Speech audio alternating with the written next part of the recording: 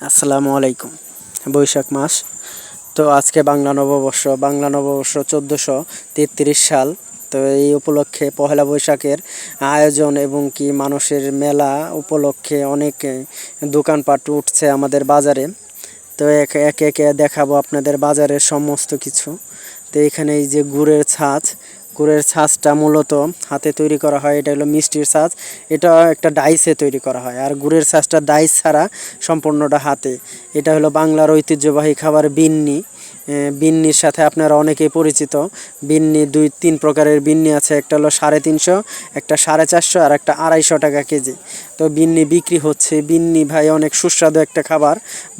বাঙালির কালের বিবর্তনে এসব এখন কেটে গেছে, মানে খায় না। অনেকে খাইছেন কিনা জানি না, আমি খাইছি।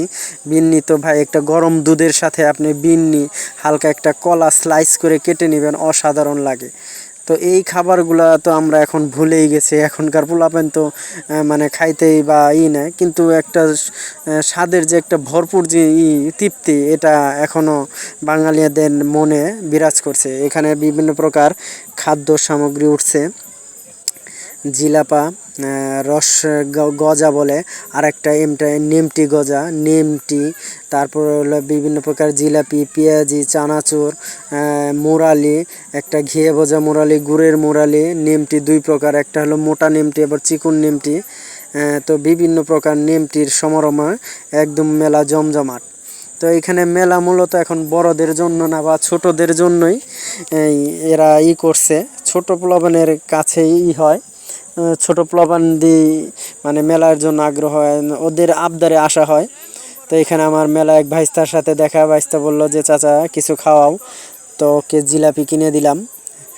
আর জিলাপি খাইতে খাইতেও আবার দেখি ওইদিকে চলে গেল। আমি বললাম যে সমস্যা নাই, ঘুরতে ঘুরতে। এখানে কিন্তু বৈশাখীর সিজনারি ফল, বিভিন্ন প্রকার ফলও উঠে। তো আপনারা দেখতেছেন। তো এই ফলগুলার আপনি আগে ফলগুলা বেশি উঠে দেখা যায়। তরমুজ, কলা, পেঁপে, বেল, তারপর হলো যে ফল বলে আতা ফল, নোনা ফল অনেকে বলে, এইগুলা এখন উঠছে। এইসবের সাথে কিন্তু বাঙালিয়ানি একটা ঐতিহ্য, পান বাতাসা এগুলা থাকেই। পানের বিভিন্ন মশলা আদি, পান সুপারি, এগুলা বৈশাখী মেলার কিন্তু একটা মূল ফটক থাকে। এই যে আমার ভাইস্তা নূর মোহাম্মদ, ও আবার আসছে। তো মেলা ঘুরে দেখতেছে বিভিন্ন প্রকার। তো ওরে তো একবার জিলাপি খাওয়ানোর জন্য করলাম। তো জিলাপি খাইতে খাইতে চলে গেছিলো, আবার আসছে। এখানে আমার আরেক ভাইস্তারে নিয়ে আসছে, ও হলো ইয়াসিন।